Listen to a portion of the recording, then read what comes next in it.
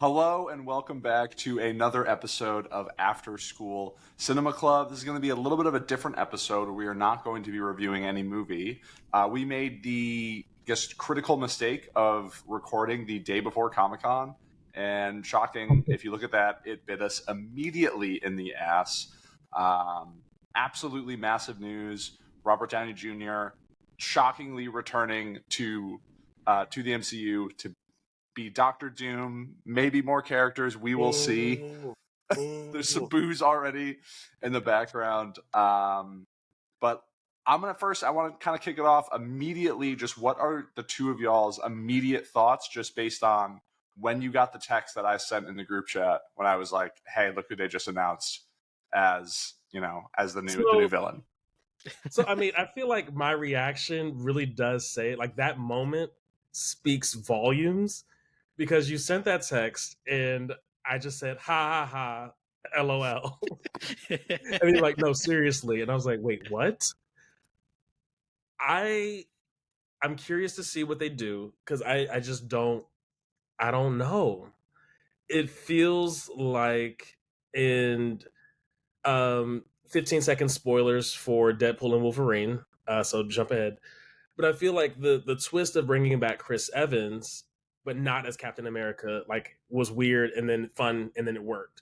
But to now bring back RDJ, yes, as a different character, but it still feels like it cheapens the death of Iron Man. I don't know. I'm curious to see how they play it, but I do know that was such a massive moment. Like I sobbed half the times I saw it in theater. I saw it in theaters a bunch, but I was openly sobbing a bunch. So I don't know. Yeah, to me, I don't feel when people say like, "Oh, this cheapened something else," because I think you mentioned it in when we were discussing Devil Wears Prada. Like, you could just not consume that media, and to you in your world, like, you could just live on thinking that Endgame was the end. If you're Dylan, you could just watch the first couple movies and then stop.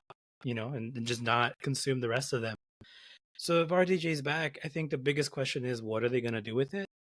But I was the one who booed earlier. Boo. Unoriginal. It's really complicated feelings. At first, I really did not like it. I was strongly against it. It reeks of desperation. It absolutely reeks of desperation. But to be fair, they are desperate. Like, they have Fantastic Four, which started filming this week and comes out in exactly a year. Then Doomsday is coming out in 2 years. Robert Downey Jr. is starring in a play on Broadway, so they have to wait for him to finish this run of plays before they can even film this movie that's supposed to come out in 2 years. And then there's going to be another Avengers movie 3 years from now. So they were doing this all really, really quick. And we haven't talked about it too. The Russo brothers now confirmed coming back, and that was his one condition. Basically, was I need them to come back in order for me to do it. But I think I actually might like it. Like, that thing does surprise me, Mr. Marvel hater himself. Look, I'm a Marvel hater, but it's not like. Are you feeling okay? No, feverish. Is that the real Dylan? Yeah. I don't even scroll. You're a scroll. Is that what they? Yes, there we go. Hey, it's not that I don't care. It's not that I don't care. And just so my hater isn't like I hate like it's not a. I like to think I'm somewhat objective. If there is something that is interesting, I'm going to care about this.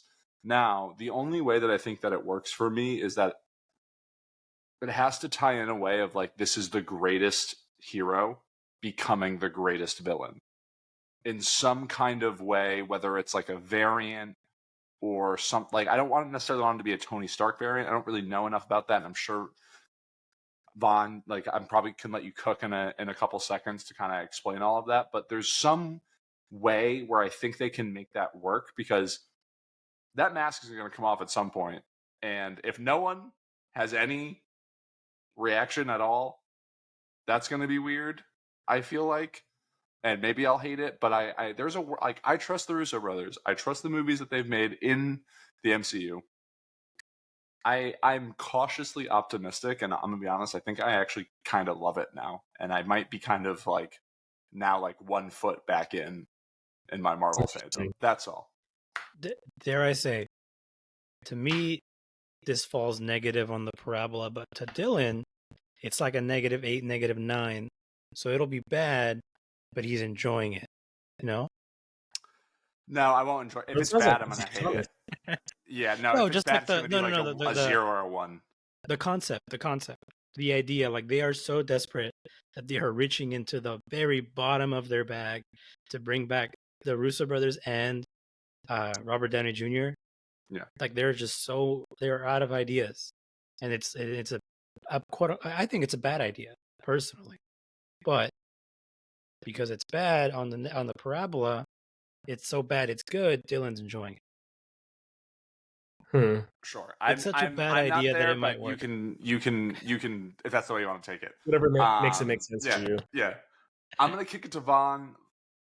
Talk to me about the potential, without like spoiling. Are there potential storylines where Tony and Victor Von Doom cross paths, or there's a variance of either of the characters? Is there a world where any of that works? So Doom has been Iron Man before. Iron Man was Doom, I believe, in a What If issue.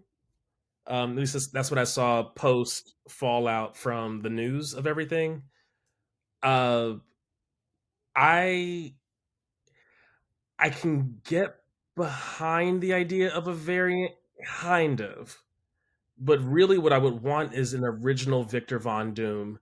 I also think this is more erasure for Romani people because Latveria, that's the fake one, right? Yeah, Latvia is a country, and then Latveria. Latvia is a country. Look at you knowing obscure European nations. But Latveria is not, in much the way that Sokovia is not a country. But we understand, like in the same way that Wakanda is not a country, but we understand like what they represent based on their location. The Wanda Maximoff, like the Maximovs, all supposed to be Romani as well, and so like casting very white Elizabeth Olsen is like a turn. It's a choice, and then to cast Robert Downey Jr. in this role, I think it takes away some of the potential for what Doom could represent in the MCU, and I think it won't have as heavy of an impact if say RDJ is a variant and he's just going to do this 2-movie run and get the bag and go. Well, whatever other Doom, or if they do an incursion event and they bring worlds together, that new Doom I don't think he's going to have the same sort of impact as he could. Like, I had so many hopes on how they would introduce Doom. I agree that they should have taken their time, but I was hoping for a Doom mention in Wakanda Forever, back before I knew that it was going to be Namor or Namor, which I think is a very clever and helpful update on the character, because it's like, okay, how do we incorporate the city of Atlantis? Let's bring in some indigenous brown people and like have them be Atlanteans. In a similar way, I wanted more Eastern European representation from like for what Doom could have represented, and also as a figure in general. This man is a diabolical villain and also the head of his nation. He and like Sorcerer Supreme, or like at one point was Sorcerer Supreme, but like magic, tech, like Doom is that guy. I also know that Doctor Doom was Stan Lee's favorite villain that he ever created. And there is just so much to the character, because he is justified because he's protecting his nation, but he also is just evil. Like I do it because I want to, and like there is something delicious about that, especially in this day and age where there is a lot of uh, positioning for these characters. But yeah, there is a world where this works. I feel bad for whatever actor picks up the character of Doom after this. Because so what I was thinking is, you know how they had John Krasinski play Reed Richards, and that was like a big fan casting moment. And ultimately, they recast him for Pedro Pascal in like the core Marvel universe. Um, so if maybe RDJ is like, again, not a variant of Tony, but just straight up another person, and then eventually there will be another character who either like grows into the Doom mantle, because I feel like while Tony or while RDJ was kind of like built around Tony Stark, or vice versa, if somebody can get like the narrative to really connect with the audience and really let the actor kind of just like run with it and really make it their own, at the end of this 1, 2, 3 movie stint, if there is another Doctor Doom who is as impactful because of the narrative, then I don't think it'll really matter. And if anything, it'll give like another up and coming, um, actor like the spotlight to shine. I think this is probably why I don't like the fact that the Russo brothers and Tony are coming back, or RDJ is coming back, is because it doesn't give somebody else the opportunity to do something with it, right? The one counter that I'll have to that last bit is they had a lot of opportunities for someone else to step in, and they all failed miserably. That's the only thing. Like, yes, they didn't give anyone else an Avengers movie, but I mean, I'd sent y'all the numbers before the pod started, and I mean, it's Black Widow does 350 million on a budget of 288. That one's a little bit different because that was like the big video on demand, on Disney Plus. We don't know what those numbers are, but I don't think that was a massive success. You have Shang-Chi, only 430 million. I like that movie. I think it's one of the better Marvel movies, like, period, and maybe arguably my favorite of like the phase 4 and 5. Eternals, 400 million. No Way Home, 1.9 billion. Massive. Doctor Strange 2, 955 on a budget of 350. Thor 4, 760 million. Wakanda Forever, good, not as good as the first one at 859, and then it gets real bad. Quantumanium, 470 on a budget of 320, not including marketing. The Marvels does 200 on a budget of 270. Those two really rough compared to like Guardians and Deadpool 3, which have done really, really good. So I would argue that they've had opportunities, and like other than bringing in Spider-Man and like bringing in Toby and Andrew Garfield, there haven't been a lot of any of the new people that have like stepped up. But this also is under the assumption that everybody has had the same shake, and that's not true. Like for the Marvels especially, marketing for that didn't happen until very late in the game, and a lot of this is how much the studio believes in the project as well. Like the Marvels, watching a lot of the discourse come out after that movie, I've seen droves and droves of people talk about how like, oh, the Marvels was actually really good because they caught it on Disney Plus later. It's like, yeah, it was always this good. It's just Marvel and Disney didn't do a good job marketing it to people. That movie is one of the highest budgets out of any of the movies that are on there. I feel like that movie was personally pretty heavily marketed, and I don't know. Definitely. I know you ride or die. Did you watch it? Did you watch it? I did not watch it because I thought the movie looked awful. I thought it looked awful. I have no interest in seeing that movie, and I will consider going back and rewatching it. But all of the clips that I saw from that, totally not interested. It was a good movie and did not get nearly as much marketing in the same way that like a Deadpool and Wolverine did, or that just to even pull other stuff from Phase 4 and 5, Shang-Chi got a bigger push. No Way Home obviously got a bigger push. Doctor Strange got a bigger push. All these movies, with the exception of maybe Quantumania, got a bigger push than the Marvels did. Quantumania absolutely got a bigger push. Quantumania was a mini Avengers movie. Like, for essentially, it was meant to be, that was supposed to be a massive movie. Ant-Man's always had a rough go, though. And I've got a soft spot for a lot of these characters, but especially Ant-Man. But like, go back to your point, Dylan. All of 2 movies are original. Everything else is tied into something or a sequel or related to something else. So if somebody had the opportunity to make something new, these 2 phases wouldn't have been it, because these are all continuing off of a previous narrative. They don't have the opportunity to start from scratch, because if they do start from scratch, someone's gonna die. I mean, like, you think of the plot for like Quantumania or Thor 4 or Doctor Strange 2, like was it Gore, the God Butcher? That character, very enticing to me. And I loved Christian Bale's performance. But he was the villain, he's gonna die. Like, there's no way, there isn't a way where that character can continue forward. There are great villains. I mean, Namor in Wakanda Forever, he survived only because he's probably going to team up with them eventually, right? Like, there's no way. He's an anti-hero, right? Yeah. Like, all but 2 of these movies are tied into something else, and there's no way for somebody to start from scratch and build something of their own. From an actor standpoint and a villain standpoint, I'll agree with that. From a director standpoint, I don't think a lot of these movies are that great. And a lot of money was given to a lot of these directors, and they did not follow through on it.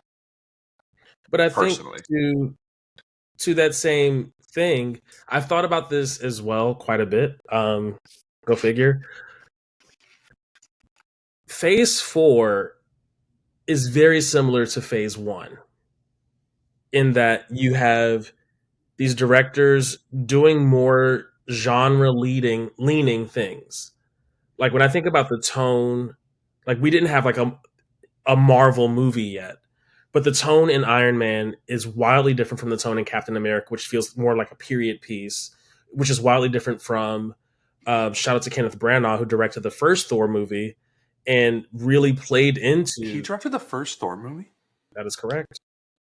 Dang, I did not know that.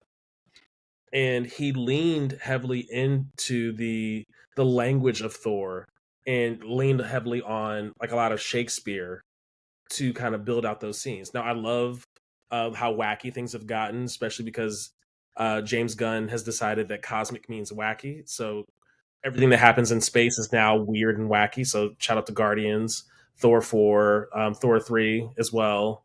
But in the same way that we have these directors putting their spin on it, the difference here is this is directors putting their spin on established IPs that have a look and feel. And so it is going to be harder, I think, to make that your own or put your own style on it. I loved like what they did with Werewolf by Night, which, was just streaming only. But I would love to see more people get a chance to do that. But then this is the business side of the industry, which is that things have to make money and things have to make a lot more money than they cost you to make. And that's just harder to do on these giant budgets. I can understand a part of it of let other people shine.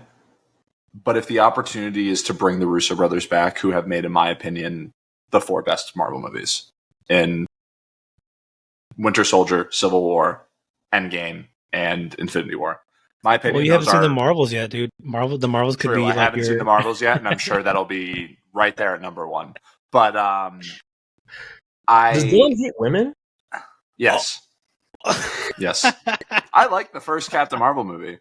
I enjoy the first Captain Marvel movie, but shout out to Be the Purple Haze, the beer that they drink when they're in Louisiana.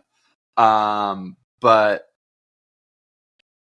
I don't understand. Like, if they're there, if they're willing to come back, why? Like, I understand, hey, it'd be really cool to see someone else like do it. Why would you not give it to someone that you know has made the movies that have made the most money, that I would say are the most universally well received? I don't think either. I don't think. Well, I can speak for myself, and Vaughn, if you believe believe me, I'm not saying that you're wrong. I'm just saying that, like, it makes sense from a business standpoint to bring in the people who made you who you are. It makes perfect sense. I just don't agree with it. Wouldn't it be fan sentiment standpoint too, though? If fans are not coming out in the same way, why would you not necessarily? That's all. I don't know. That's. I just don't think it's only money. That's no. So- I think, just like Jose's saying, and I'm maybe going to say it in different words. I understand, but I disagree. Like, I hear, like, it makes sense, but I disagree.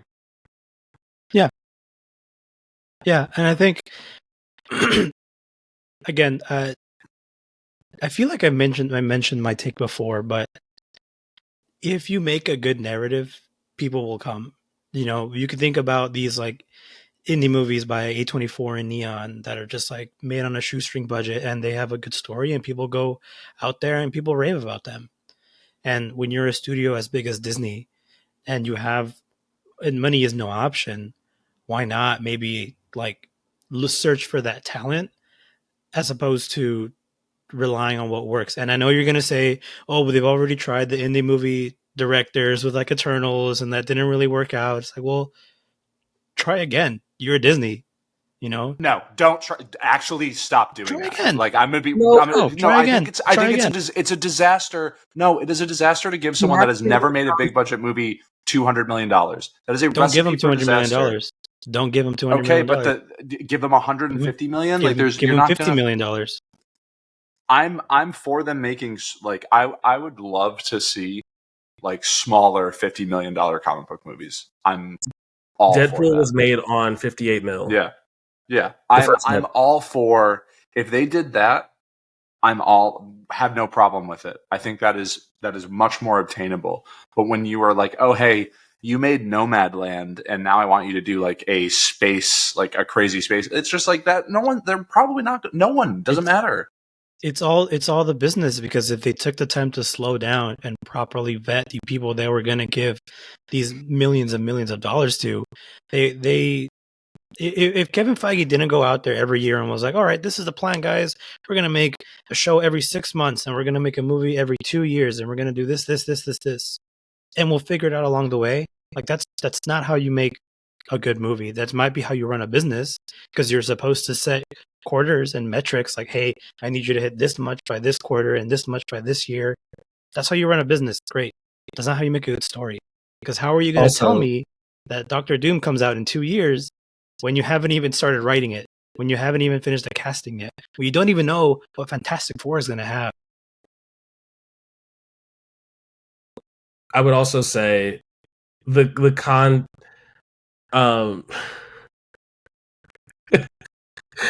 sorry, I've got future president Kamala Harris in my brain right now. I'm like, you think you fell out of a coconut tree?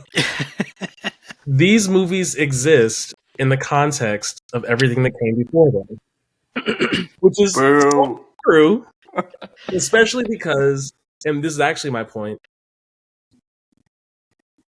Kevin Feige, to talk about the writing on the TV side for a hot second, admitted that they did not have showrunners. They had nobody at the helm of the ship saying, this is where we're going. And it shows. Like, the narratives were a lot looser than what we're accustomed to as fans of the franchise. During the context of these shows and these movies is, it was 2020 and 2021. We had variants coming out with every Marvel movie, like coronavirus variants. Yeah, so, COVID variants. So and I know that like the production side of things had to slow down dramatically, and I do think it's worth another shake. And I think, again, when you're printing money, go for it, but they're not printing maybe money. That's my only thing. Disney isn't printing money. Not these movies aren't printing money. Half of these movies are taking a literal loss. Yeah, but a lot of that money comes from like toys and shit. Sure, the company itself is making money, but when you go from when half of like I put in before, half the movies in Phase 3 made $1 billion. There's 11 movies, and 6 of them made over $1 billion. None made less than 600. That's a different level of expectation to now, like, oh, we're losing money on these movies. Yes, they might be making some money back, but like that's different. That isn't like, oh my god, they're trying to like, get as much money as they can. They're trying to have these movies make any money. But think about the context again. Like, these were like, before we were getting 1 or 2 Marvel movies a year. Now we're getting 3 solid, and then if you throw in the Sony stuff, we're getting 4, maybe 5 a year. It's harder to give, and all the shows as well. It's harder to give quality when you're churning out so much content. I'd say slow down, let the small director get the 250. You're gonna lots of bad movies if that happens. No, not if you take your time. They're running it as a business. That's the problem. They're not writing stories to write stories. No, it's they're not printing comic books to experience. print comic books. It's They're running a experience. business. They're Like, if running you- a business. The Okay. business side of Disney has always I'm gone. talking about I move on to the next thing, because like we're just going to disagree and we're going to like go into circles, and it just Okay, doesn't you're matter. allowed to be wrong, Dylan. I'm not. I understand that, but I'm also trying to have it be a decent podcast that people want to listen to, and not 3 idiots just saying that an indie director should get $250 million or not. I mean, at minimum 1. I doubt 3 though. Hey, people like discourse. It's good Within content. reason, and then it can quickly get into bad content.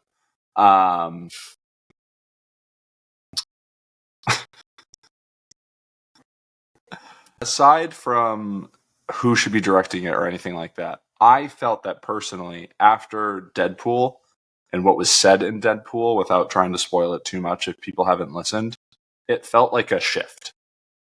It felt like they have recognized their faults, to your point of no showrunners, to your point of the ridiculous amount of content and a ridiculous amount of TV shows.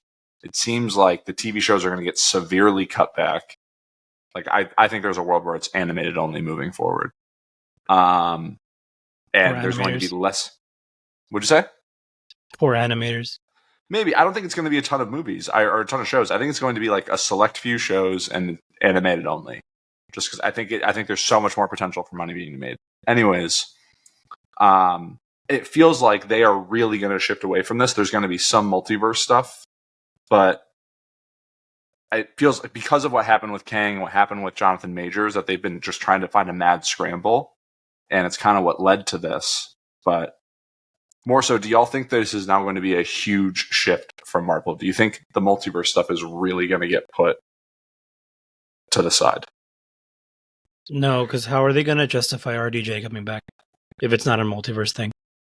How are they gonna like deal with Galactus, like the universe ender, without going into multiverse stuff? How are they gonna do Secret Wars without going into multiverse stuff? I'm not saying no multiverse. They can't not do, like, with how this works, but like they leaned way into it, and I think it failed miserably. And it feels like they now are going to kind of handle it in a Deadpool way, where they just kind of like hand wave it and move it along and just have it be like, hey, this is a thing that's happening, personally. Did you ever watch Loki season 2? Not season 2. Did you watch? You watched Loki, right? Oh, absolutely. Of course you did. Yeah. But that's spoilers for Loki season 2. But that's the plot of Loki season 2.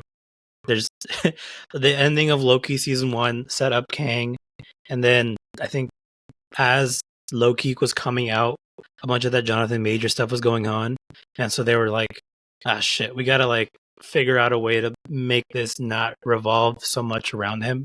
Because I think even like the variant of Kang that they meet is like only around for like 2 or 3 episodes, and then I think it's like a 10 episode series or season.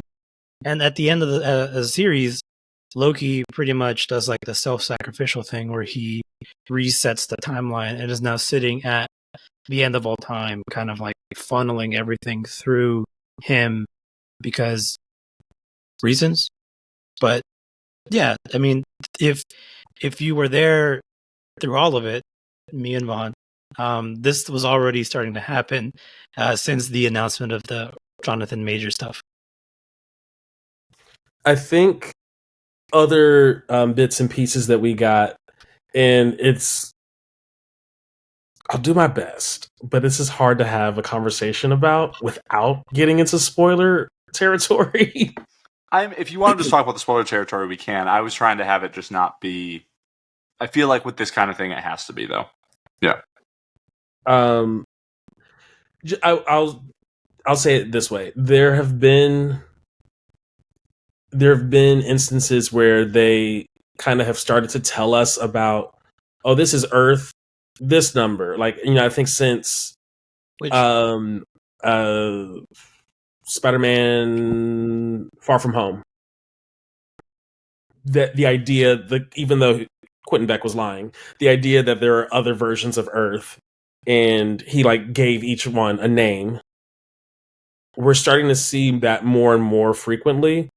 And that's honestly one of my favorite comic things, because I can enjoy a character and their interactions with this other character in Earth 616, but then also in Earth 19,995. I can watch, I think Miguel O'Hara do his thing, or like even with Spider-Man and Multiverse, like the idea that if you just enjoy this character, if you enjoy the vibe of this thing, these are all the different ways and all the different spins we can put on it.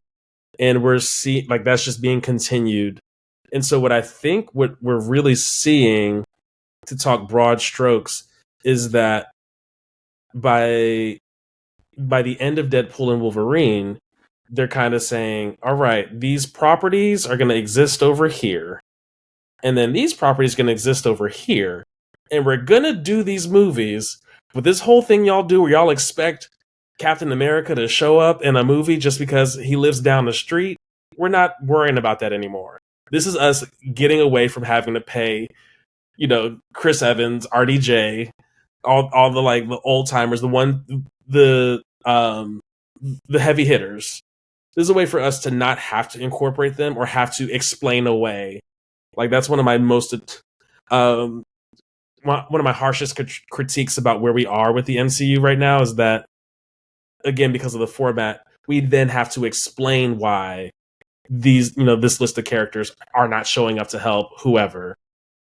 But now we get a chance to like have these people exist, and there are many, many storylines that will allow them to honestly let things play out, screen test, and see, okay, which characters were we really loving from the formerly Foxverse, but like the mutant side of things, and who are we loving from the Fantastic Four, and which variant of this character worked the best. Great. Now we're going to do all the variants come together storyline, which there are several. Yeah, and I guess that kind of bleeds into the rumor that the movies that are taking place between Doomsday and Secret Wars are all going to take place on, correct me if I'm wrong, Planet Battleground? Is that what it's called? You dweeb.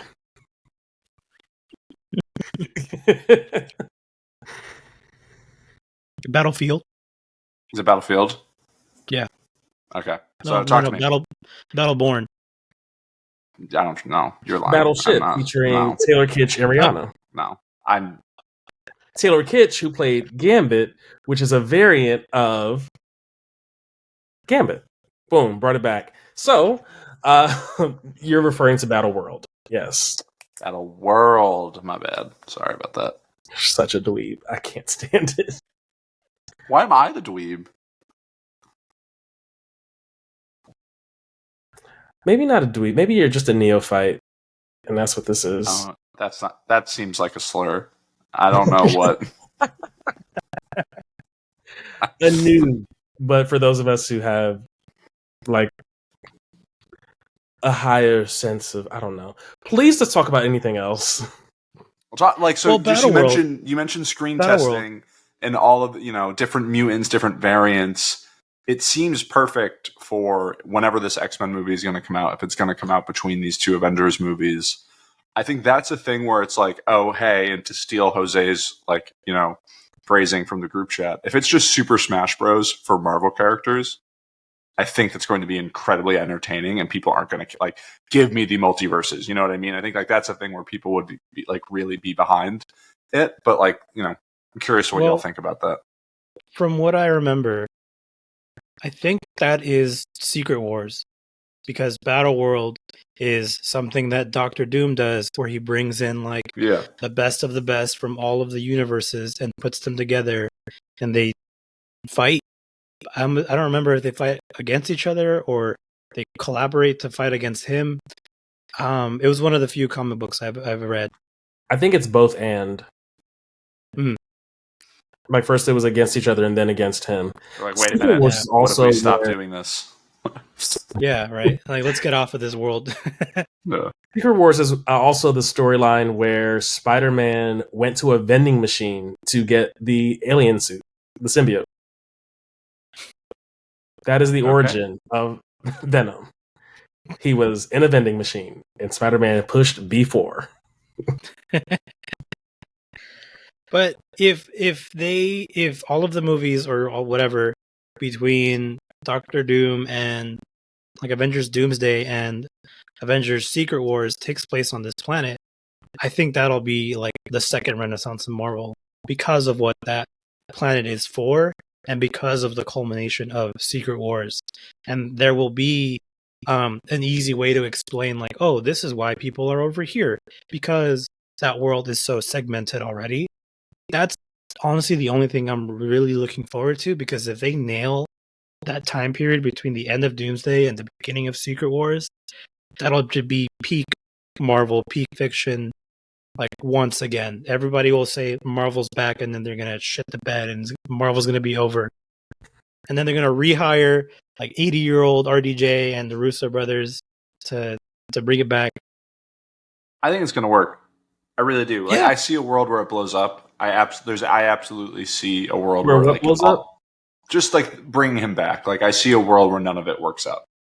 But just, like, knowing just who he is as an actor, Mm-hmm. and the Russo brothers, for whatever reason, they seem to just get it. They just seem to get it. Like, I don't know how or why, because, I mean, Community is solid, but, like, the non-Marvel stuff minus Community that they've done is really not that good. Like, it's not, like, terrible. It's just, like, they're just, like, fine movies. Yeah. And for whatever reason, they just seem to perfectly understand this stuff. So I'm optimistic that they're going to figure it out. To go back to your point about how RDJ is going to fit into all of this, I mean, Doctor Doom wears a mask. They're gonna write, they're gonna shoot as much as they can, CG him in, and then ask RDJ to do, like, the ADR. He's basically gonna be voice acting for whatever, and he could even phone in the voice acting. You could just go into a closet in a hotel room and just record his lines, and then they'll modulate them to sound like Doctor Doom. Yeah, I That's mean, the only way. Because, sorry to cut you off, but he, No, go. when he got announced, he was like, new mask, same task. Same task. So, Elite line, by the way. Yeah, but again, he's wearing a mask, and his job is just to be the villain. He could be a menacing villain in the voice acting. If anything, that'll go to how great of an actor, Oscar-winning actor, he could probably do it. That's probably how they're going to do it. The only thing I know about Doctor Doom is from the 2004 Fantastic Four movie, which I loved because I was a child.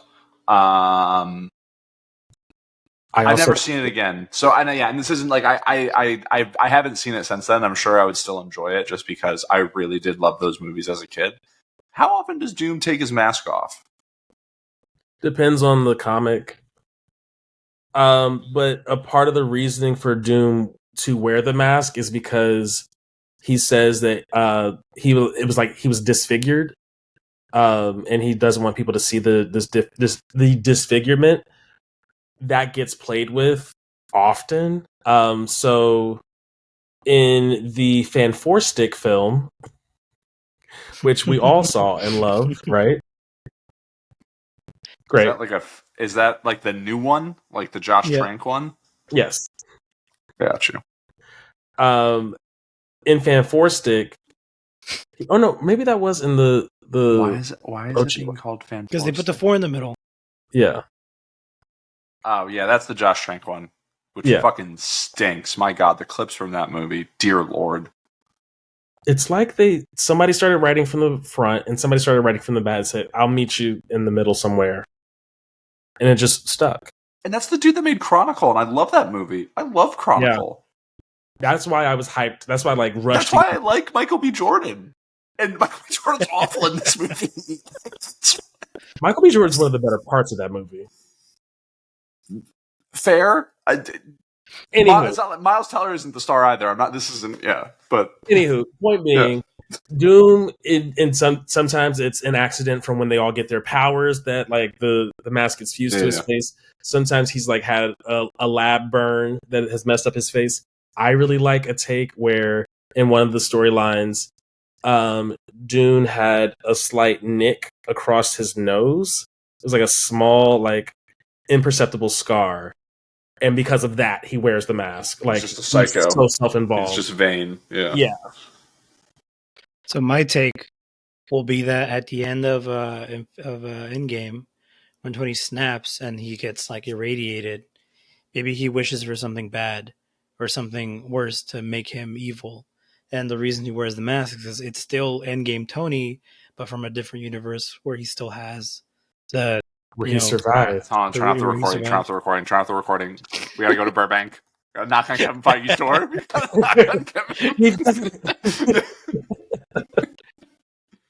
That's genius, Jose.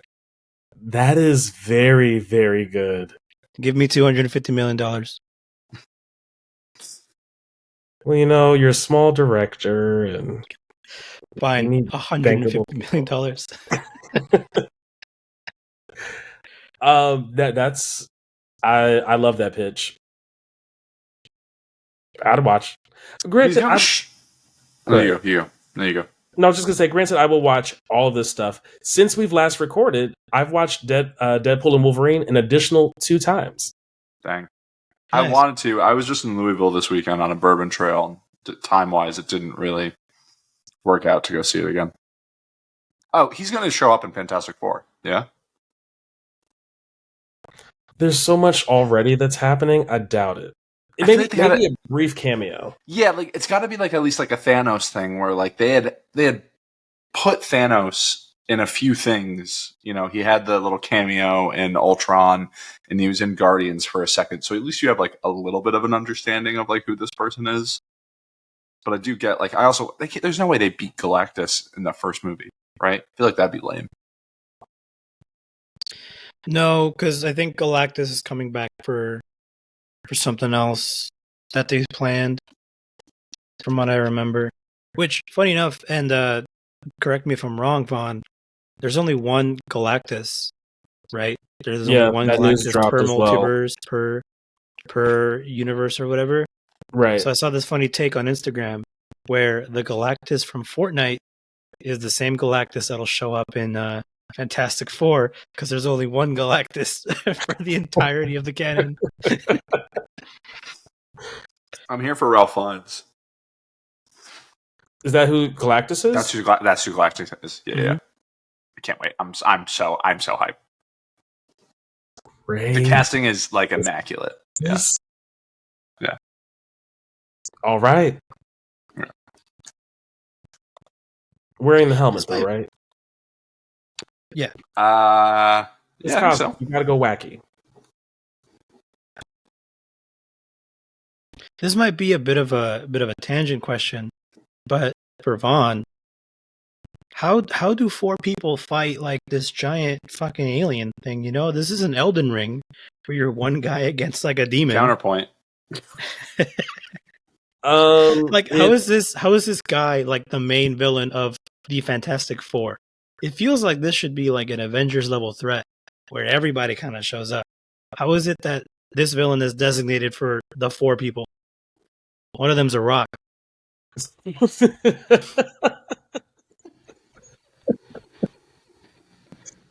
Well, my astute friend, it just comes down to Reed Richards. Reed Richards is He's that guy. one of the smartest people in the Marvel universe, and this might be spoilers. I don't know, because it's like just what tends to happen with Reed. But he develops a device called the Ultimate Nullifier, I think, or Ultimate Nullifier. He makes That's a a dumb wacky name. space gun. Right. I mean, Fantastic Four That is the issue laziest was like writing. back in 50 something, 40 something. Yeah. Alrighty, fine. So, I'll allow it.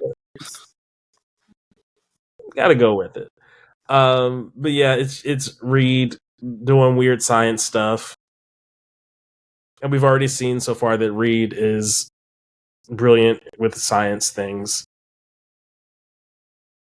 Did y'all watch the test footage that leaked? I didn't. From Fantastic Four, they From leaked. Comic-Con? It was like a scissor reel I saw that pieces of it, yeah. They Probably like looked really allegedly filmed it like a week before Comic-Con, and then like they just chopped something up and we're like, this is the vibe we're going for.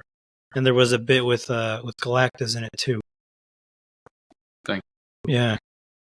Because they had the flying car, right? Mm-hmm. Which I saw some of the footage from the announcement at San Diego Comic-Con where they introduced the car. I was not impressed. But also I was like, I mean, I get the circumstances, so like the science behind how you're making this happen is kind of interesting, but as a spectacle, it's not super impressive. I didn't see it. Like they brought out like a real. Yeah, they Flying have car. a Balloon, real right? flying car kind of along the stage. But I'm just thinking, I've seen Elphaba take flight better than this. And she does that 8 nights a week, or 8 times a week. Well, did you see the behind the scenes of how they did it? Because I saw it and I thought it was also unimpressive, but I didn't think it was a big deal. I didn't see any footage. I was just trying to think in my own head of like how are they making this happen, and is there a way to make this happen in a more impressive fashion? CGI. Remember when they brought out a lightsaber? Wait, what? At D23, they've like Oh, found yeah. a way to like make like I don't know how they do it, but it like I- not like I looked it's not into like it, fucking- and it's not not like that cutting impressive. Stuff. It looks pretty fucking impressive, and yeah. I haven't seen one yet. So No, me too. It's not very practical and not very impressive. I know I looked into how they made it because I was very, very intrigued. how they make it? Do you want to know how they made it? Yeah, Hyper I crystals. literally just asked that. I literally just asked that. Well, Vaughn, I need to ask for Vaughn's consent. You got it. It's Star It's Wars. for sure. it's basically the same way that a tape measure works. They just have That's super an smart. automated thing to spring it forward, but because it's like tape measure, it's not like very Well, like very kind of wiggles rigid. around. Yeah, yeah. So there's It's like in Spaceballs, where it's like you limp. no the a limp sword. the limp lightsaber. But yeah, that's how they make it retract and extend. But it's not very practical. There's a clip from the Star Wars cruise where like they show off the effect, and then Yeah. Rey like ducks down to drop it and pick up another one so she can actually fight. But it's Yeah, I've seen that. Yeah. like yeah. God, the Star Wars cruise. What a weird little like thing that'll be lost in time. There's a great 4-hour documentary on YouTube of somebody who like documented like from start to finish their experience on the Star Wars cruise. It's such an interesting video. I had to watch it in like 3 days just because it's 4 hours of content. Yeah, it's the Snyder cut. Justice for Finn. That's all I have to say about Star Wars. Buddy, you're not going to hear me say anything. Well, I will say many a nice thing about the sequel trilogy. but I will also say many a bad thing, including how they treated Finn. Duke. Said Duke? Duped. Oh, yeah. Going back to Marvel for a second. Or I guess this is the Marvel episode. No, Yeah, it doesn't have to be a Disney second. That's the whole point. We're here. Hey, I thought we had a different universe timeline. I thought 616 is like the main timeline for the comics, but in Spider-Man Multiverse, the Spider-Man Into the Spider-Verse, they were like they're from Earth like 1999999. Yeah. And Don't then, even get me started with the Avengers on Earth. Yeah. Yeah, and that seems to be like what universe the Avengers were in. But then Deadpool goes back to 616 and they call that the sacred timeline. So like what's the deal here? Well, I guess Sony isn't technically a part of the MCU, so like that they can just say whatever they want. So that was a throwaway line. Because it's not the first time that they mentioned that but this also is... you are right. So they've messed up a couple different ways. You're right. The comic universe is Earth 616, like the main comic line. Now, the Ultimate Comics is a different thing. Spider-Man Noir, a different thing. Like there are so many different things that bounce around. But the comics that we read and these characters, where these stories come from, most of them 616. Somewhere along the line, Kevin Feige decided that he wanted the MCU to also be 616.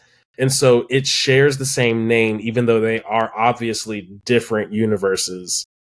And every other universe does kind of match the stories and the stuff that comes from those universes, with the notable exception of 616. It's frustrating. That would infuriate me. It's one of the few things I'm like, numbers. There are literally an infinite number of numbers. You don't have to pick the same one. You could do like one up or one down, a number neighbor. 617, 615. 619, shout out Rey Mysterio. Also, fun fact, they picked the number 616 because it would briefly look like 666. And they were like not making fun of, but like there was already, based on some of the content happening in the comics, people like being anti-occult and like all this stuff about Marvel, and they were like, well, our universe is 616, and that's kind of the mark of the beast. So just like or you could have just called Stanley. it that universe, like Kevin Feige could have just done that. Yeah. But I think I think it was initially done to help legitimize the Marvel Cinematic Universe. And like, not only are we that good, we are the universe. But even like Doctor Strange goes into a different universe. Like that's the whole thing of Multiverse of Madness, is that they gave these specific universes their specific number, and don't they reference the number too? Mm-hmm. Don't they reference the number in the Marvels? They do. All right. And I think that helps keep it interesting. It helps you.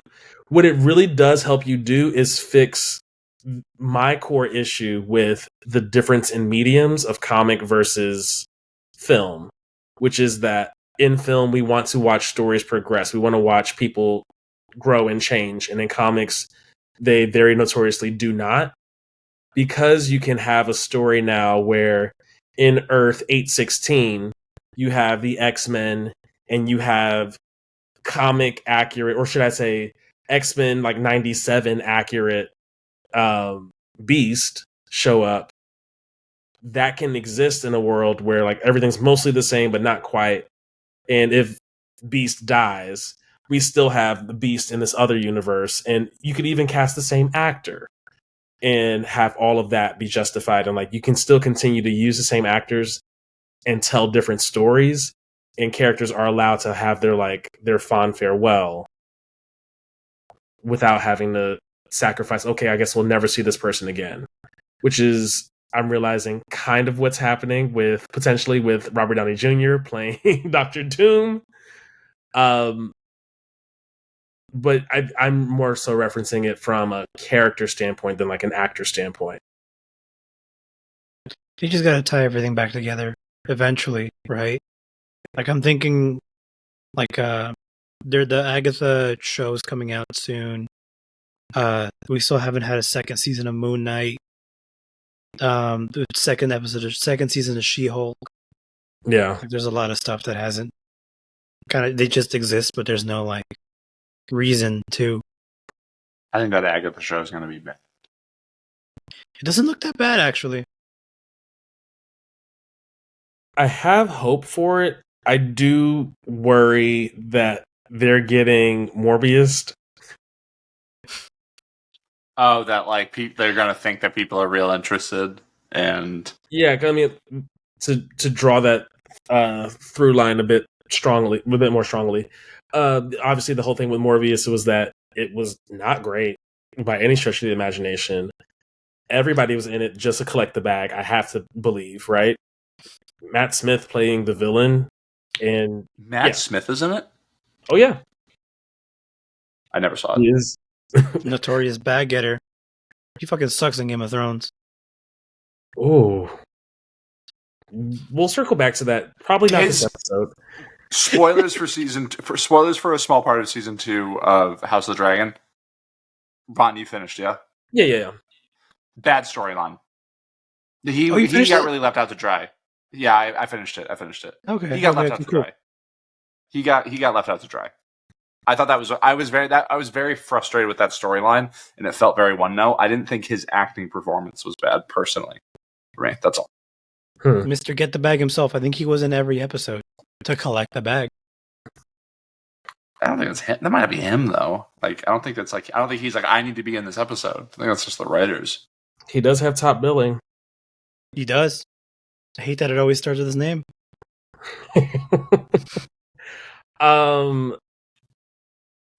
But yeah, with Morbius and it being not great and Sony being tricked by the fans to re-release it in theaters only for no one to go watch it again. Yeah, I wonder if that's a little bit of what we're getting. I forget what my original point was. Agatha show. Yeah, thank you. Just in that it was Agatha all along was such a smash hit and like had it like charted, I think, on iTunes. Like it was ridiculous things, but also, again, you exist in the context of everything that came before you. We were at home with nothing else to do. And WandaVision, I think, is one of the all-time like what ifs. Like the first 4 episodes of WandaVision are some of my all-time favorite Marvel content, and then that, like, to me, it just fell off a cliff. Seems like a showrunner could have helped fix that. Yeah, and it's the guy that directed all the episodes of WandaVision is directing Fantastic Four. It's his first ever movie. Matt Shankman? Oh, that's right. Yeah. It's his first ever movie. He did like a ton of episodes of It's Always Sunny. He was technically my boss for a little bit. Dang. When I worked at the Geffen Playhouse. Shout out to the Geffen over on the west side. He was artistic director there for a hot spell. Dang. Was he cool? Never met him. But from what I've heard, yeah. Not that you're going to be like, yeah, he was terrible. Also, just another kind of tiny sidebar. On said job, I was a stay-at-home house manager, if that makes sense. Basically, we were doing shows over Zoom, and they needed people to like help conduct the rooms and be tech savvy and help patrons who didn't know how to get around find it. And I would have a situation where I'd have a list of who was supposed to be showing up, and I had some people behind the scenes helping like check in to make sure all the people like had their right stuff and everything. And I had somebody join my like waiting room, so I like let them enter the lobby, and all I could see is that it said Robert and Susan. And so I was like, "Oh, hey, Robert and Susan, nice to have you here. I don't see that you have your last name listed. Can I add?" And before I can read what my behind the scenes people say, I'm like, "What's your last name?" And then my people are like, "Don't ask, don't ask, don't ask." And Robert of Robert and Susan goes, "Downey." It's like, "Oh, cool. Yep, cool. Got you here." And it was definitely Robert Downey Jr., who was, in my defense, very far away from the camera. It was like if you imagine like being in your living room and like pairing or like syncing to your TV. It was that sort of situation. Did one of the Apple TV share play scenarios. Exactly. So they could like see me largely, but they were like tiny specks. But yeah, I made a slight fool of myself in front of Robert Downey Jr. once. It's okay. I'll make sure he remembers that to this day. Yeah. I am encouraged that our friendship means that both of y'all ragged on me in the same way.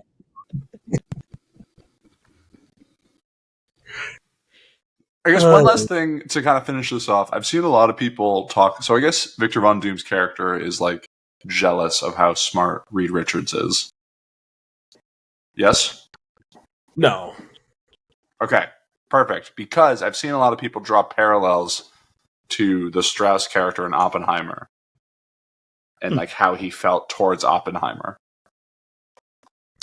That dynamic, I think a lot of that is there. It's really that throw that in there, but so Strauss plus Tony Stark in terms of how like the ego, like early Tony Stark, that is Victor and can back it up, and not that Tony Stark couldn't, but like yeah, like he's not just a shoe salesman. That feels like a reference to something that I'm not. That was a reference to Oppenheimer. It's fine. I saw the movie once, bro. Oh, speaking of another quick tie-in, I saw reports just like watching Deadpool and Wolverine just rack up so much money. Would you say that Dylan thought this movie wasn't going to make that much money? Yeah, I know. I was big wrong. Clip it. Clip it, chat. Honestly, I'm glad that I was wrong because I think this is going to, real quick, sorry. I think it is going to change how Disney approaches things for the better. IMO. I agree. I was just going to say Deadpool and Wolverine is now the third highest grossing R-rated movie. There and I forget what the other one. I thought it beat Passion of the Christ.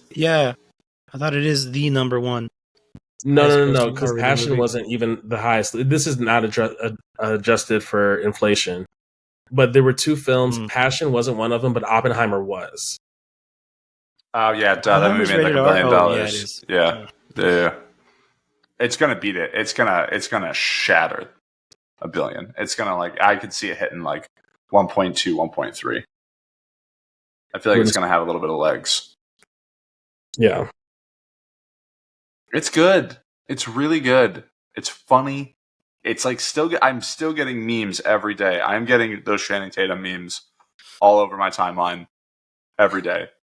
Ooh boy, I'm about to make a name for myself right here. Like I'm seeing that on my timeline 17 times a day. I'm seeing that. So good. I'm trying to think if I have any other salient points to make. I don't think I do. I'm gonna do a Vegas bet. Our DJ is gonna say I hate you 3000. No. I will walk out of the theater. I mean, that's what a 3,000-to-1 odds. If there's some kind of like Deadpool, there's a world where like Deadpool somehow brings it into play. So, but that's high. That's like a plus 5,000. Listen, I'll take it. Put $10 down. Yeah, easy pickings. What I'm hoping for is that, yes, this does well. All I want is for things to do well always forever. And I am admittedly one of those fans that I will be there twice opening weekend, regardless of what other people are saying about it. And, obviously if it's super, super good, I'm going to like shout it from the rooftops. But yeah, I think this will do well. What I'm hoping the lesson is from Deadpool and Wolverine that there's a risk. There's a risk that the lesson is bring back known Bring back everybody. Yeah. Bring back the known properties, the known faces, the heavy hitters, because that's what gets us money. Versus what I think the real lesson should be, which is bring back or use hardcore fans. Use people who are fans first. Yeah. Because Ryan Reynolds is a massive fan of the comics, and I don't know if that happened because he was cast as Deadpool back in that Wolverine Origins movie, or he had always been a fan.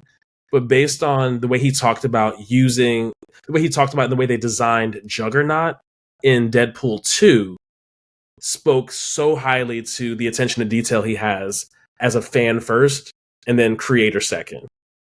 I think people in that age range, I think it's very, very like a lot more common for people in that age range to be like really big comic book fans, just because like it was like kind of like pre-video games. Like video games were only just really starting to kind of like come out, I feel like. So it was just like that was where I feel like a lot of like kids and teenagers got entertainment from. Whereas like the interest kind of waned, I feel like, a little after that compared to what it was like. But one last thing I'll say about that, The Town, the podcast I recommend, where it's like very like inside baseball of Hollywood, brought on Disney's. He's basically, I forget the exact term, but he's like kind of chief marketing officer, but also like chief brand officer. So he just kind of like runs like how everyone thinks about Disney. He had a lot of really interesting things to say about the movie, about what they allowed them to get away with and what they didn't allow them to get away with. Basically, the only thing was ears were involved, and it was the only thing where it was like, this is a no. That was the only thing.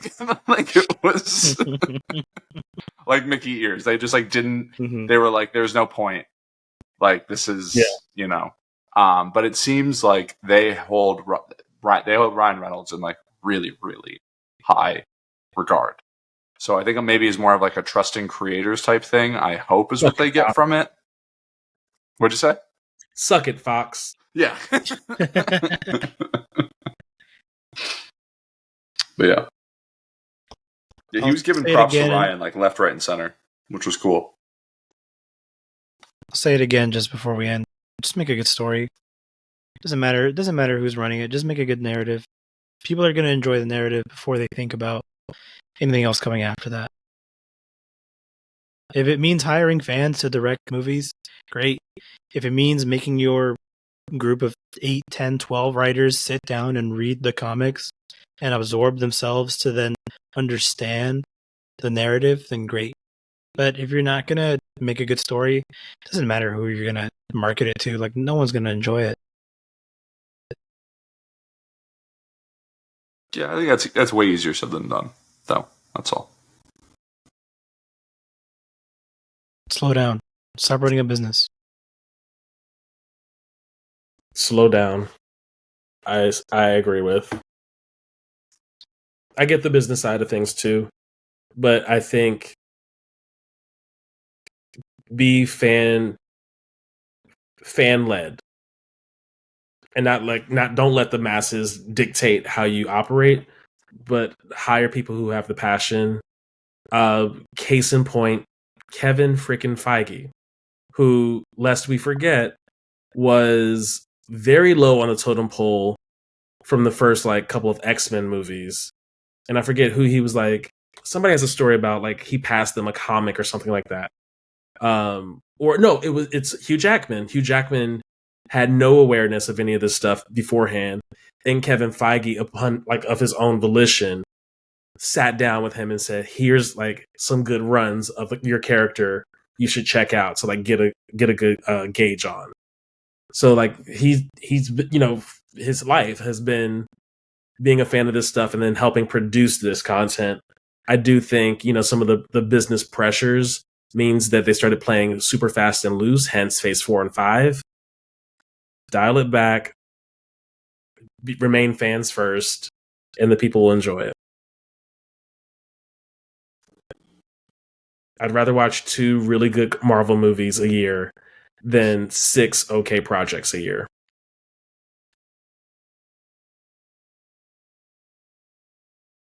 Alrighty. Is that the show? Yes. I have a heart out, so that's why I'm not trying to have it. You're the host, buddy. You're the host. Sure, I'm not trying to. I'm not a supreme ruler. I can't just I'm not gonna be okay, and now it's over. I'm not. If there's more conversation. It felt like Jose had a really strong button for that to be the end. And it was okay, cool, that could be a thing. And it's oh, you know what, maybe I'll say something. And then I say something. It had, again, markings to be a really strong end. And then you're wait, is that it? Are we done? The magic of editing. I just want to make sure. Sorry. All right. Leave all of this in. I will. No, I will. Lots of silence. No, it's lots of silence. It doesn't. I cut around the silence. But I'll leave it in. Yeah, I'll leave it in. All righty. Fantastic. Check the show notes. Never mind.